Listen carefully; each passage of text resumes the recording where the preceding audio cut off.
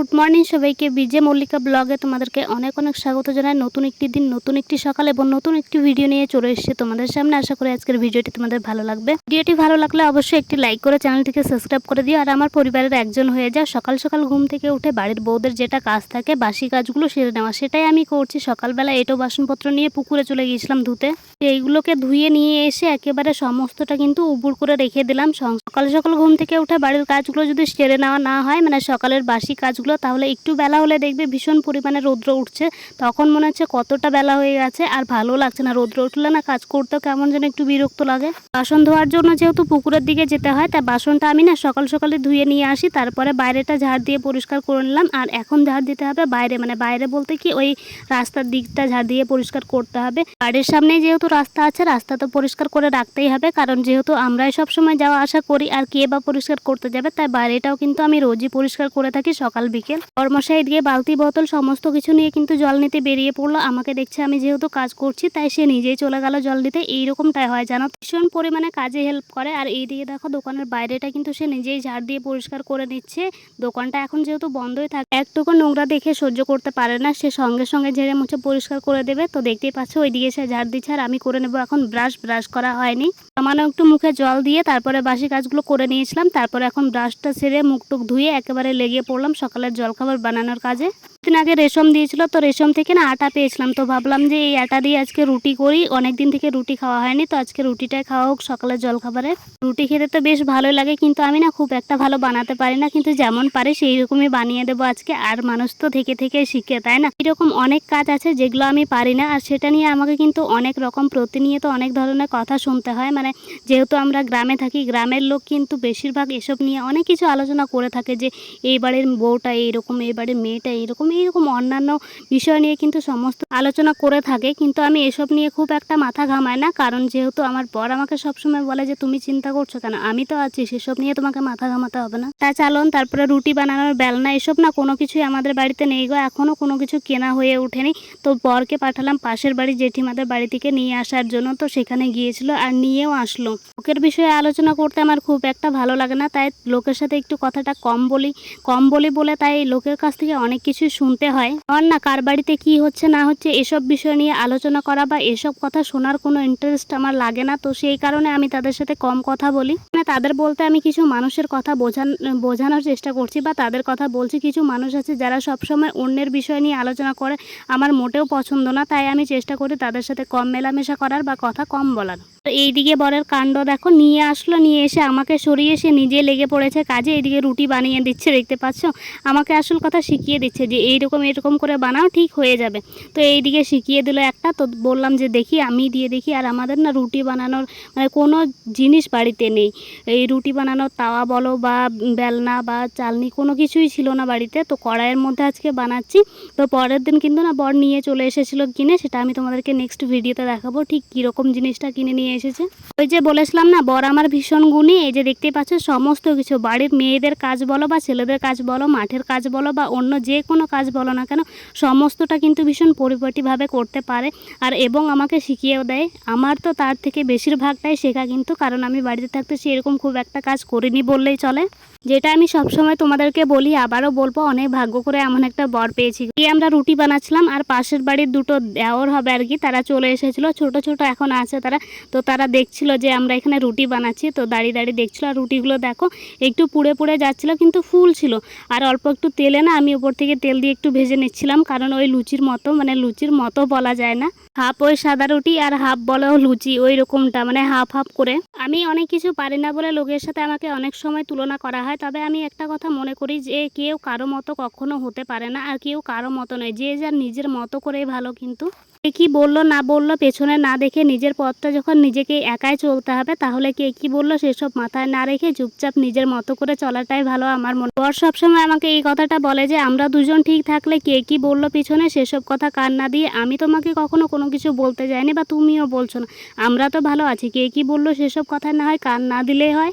একটা সেরকম কথা বলতে যায় না, তবু যদি কথা বলি দু একটা, তবে আমার কানে যদি আসে এইরকম যে আমার পিঠ পিছনে অনেক কথা বলা হচ্ছে আর আসে, জানো তো এইরকম কথা শুনতে পাওয়া যায়, তো তখন জানো তো কান্না করে দিই, আমি বরের সামনে কান্না করে দিই এবং আমি তাকে অনেক কথাই তখন বলি। তখন সে বলে যে কোনো কিচ্ছু হবে না, তুমি এসব নিয়ে কোনো কিছু ভেবো না, আমি আছি তোমার পাশে। রুটির সাথে খাবার জন্য একটু তরকারি করে নিলাম, আলুর তরকারি। আর এইদিকে বর তো আমাকে খাইয়ে দিচ্ছে, আমিও তাকে খাইয়ে দিচ্ছি ওই পোড়া রুটিটাই, আর দুজনে ভাগ করে কিন্তু খেয়ে নিলাম আমরা। আমাদের এই ছোট্ট টুনাটুনির সংসারে তো এইরকমটাই হয়ে থাকে, বর আমাকে না খাইয়ে কখনো খাবে না, আর আমি তো তাকে খাওয়াবোই। তো এইদিকে আমি না তাকে খাওয়াতে গিয়ে একটু দুষ্টুমি করছিলাম, আর সেটার জন্য আমাকে একটু মার খেতে হয়েছে। মানে ওই একটু একটু এইরকমটা তো হয়েই থাকে। দেখবা এখানে আমি কি করছিলাম বরের সাথে, কি আর বলবো তোমাদেরকে।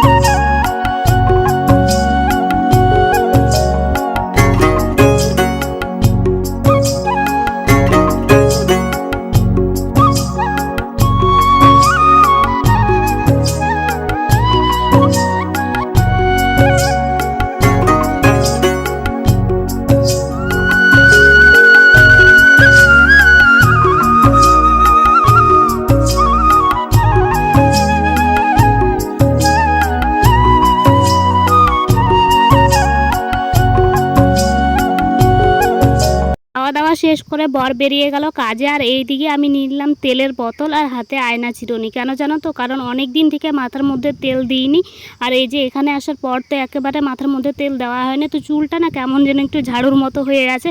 তো ভাবলাম যে চলো চুলটাতে আগে তেল দিয়ে নিই, তারপর কাজগুলো করব। আর গোবর মাটি দিয়ে আজকে ল্যাপা মোছা করতে হবে, ল্যাপা মোছা করা হয়নি কারণ আগের দিন যেহেতু বৃষ্টি পড়েছে, তো যা ল্যাপা মোছা করেছিলাম গোবর মাটি দিয়ে সবটা ধুয়ে গেছে। তো এই যে দেখো এদিকে বলতে বলতে মাথাটা বেঁধে নিয়ে একেবারে এখন লেগে পড়বো কাজে আমি। আর পুকুর থেকে জল তুলতে হয়, তো ভীষণ খাটুনির কাজ, কি আর বলবো তোমাদেরকে। পুকুরটা কিন্তু অনেকটা দূরেই আছে, বর বাড়িতে থাকলে তো আমাকে এরকম খুব একটা খাটুনি করতে হয় না, বর নিজে নিয়ে আসে, কিন্তু আজকে যেহেতু নেই তো সেই কারণে আর আমি কোনো ক্লিপ নিইনি। তারপরে গিয়েছিলাম স্নানে, স্নান করে এসে একেবারে এখন করতে হবে রান্নাবাড়ির কাজ, কারণ রান্নাবান্না না করলে তো গতি নেই। দুপুর হলেই কিন্তু বর চলে আসবে আবার খেতে, তাই তাড়াতাড়ি করে রান্নাটা সেরে ফেলতে হবে। আর এই দিয়ে কেটে নিয়েছি আমি আলু আর সাথে ঢেঁড়স, আজকে আলু আর ঢেঁড়সের তরকারি করব। আর দেখি কি কি করা যায়, দেখতে থাকো তোমরা।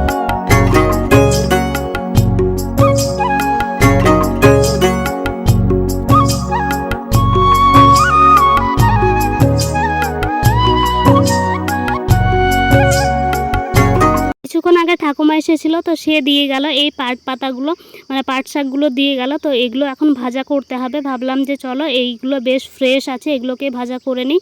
তো এইদিকে তরকারি বসিয়ে দিয়েছি, ভাত বসানো আছে একদিকে, আর একদিকে এই যে দেখো পাট পাতাগুলো এখন ছুটিয়ে নিচ্ছি বলতে গিয়ে কি ওই বেছে নিচ্ছি এগুলোকে আর কি। আর এইদিকে তরকারিটা প্রায় হয়ে এসেছে, তো সেটাকে আমি দেখছিলাম। আর ভাত তো এইদিকে ডবকে উঠেছে।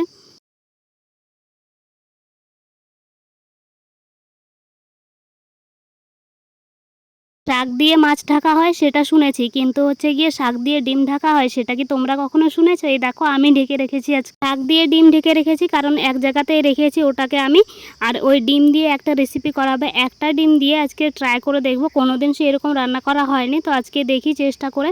তো এই দিয়ে দেখতে পাচ্ছ তরকারিটা আমার হয়ে গেছে, এখন তরকারিটা নামিয়ে নিতে হবে। আর ভাতও কিন্তু হয়ে গেছে, ভাত আমি উপর দিয়ে রেখে দিয়েছি। সত্যি বলতে রান্না বান্না করতে যেমন পছন্দ করি, খেতেও কিন্তু আমি ভীষণ পছন্দ করি, কিন্তু হচ্ছে গিয়ে ওই টাকার অভাবে খুব একটা সেই রকম রেসিপি আমার ট্রাই করা হয় না। মানে এটা ওটা অনেক রকমের জিনিস লাগে, আর সেগুলোতেই না অনেকটা খরচ পড়ে যায় আর কি। তো সেই কারণে আমি ইচ্ছে থাকলেও কিন্তু সম্ভব হয়ে ওঠে না, কি করা যাবে, আর্থিক অবস্থা এতটাই খারাপ যে সেসব কোনো কিছু আর হয়ে ওঠে না, কি আর বলার এসব। তো তরকারিটা নামিয়ে নিলাম, এখন এই কড়াইটাকে ভালো করে ধুয়ে মুছে পরিষ্কার করে আবার ওটাতেই কিন্তু বসাতে হবে এখন অন্য তরকারিগুলো।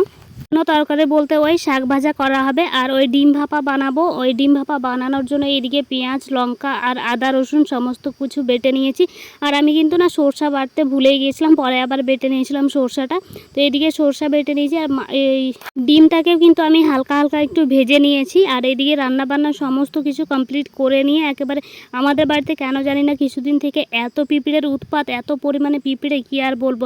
এই পিঁপড়ের জ্বালায় আর পারি না, ভাতের মধ্যে বা অন্য যে কোনো জিনিসের মধ্যে এতটা পিঁপড়ে কি করে যে তাড়াবো আমি বুঝতে পারছি না। তোমাদের কোনো উপায় জানা থাকলে অবশ্যই আমাকে কমেন্ট করে জানাবে যে আমি কি দিয়ে তাড়াতে পারি এদেরকে। দুপুরবেলা বর চলে এসেছিলো বাড়ি, তার জন্য এই যে দেখতে পাচ্ছ ভাত নিয়ে আমরা দুজনে বসে পড়েছি খেতে। আর এদিকে ডিম ভাপাটা খেতে বেশ ভালো হয়েছিল। খাওয়া দাওয়া শেষে কিন্তু এদিকে ফেরিওয়ালা এসেছিলো, সেখান থেকে আমরা নিয়ে নিয়েছিলাম একটা এই ছোট্ট প্লাস্টিকের ভাঁড়, কারণ মাটিরগুলো ভীষণ দাম, তো সেই কারণে এইগুলো আমরা নিয়ে নিয়েছিলাম। এটা হচ্ছে একটা ভুট্টা। তো চলো তাহলে ভিডিওটি এই পর্যন্ত। ভিডিওটি ভালো লাগলে অবশ্যই একটি লাইক করে চ্যানেলটিকে সাবস্ক্রাইব করে দিও, আমার পরিবারের একজন হয়ে যাও। তা হচ্ছে অন্য কোনো ভিডিওতে। আর ভালো থেকো, সুস্থ থেকো সবাই। আর চলো তাহলে সবাইকে টাটা।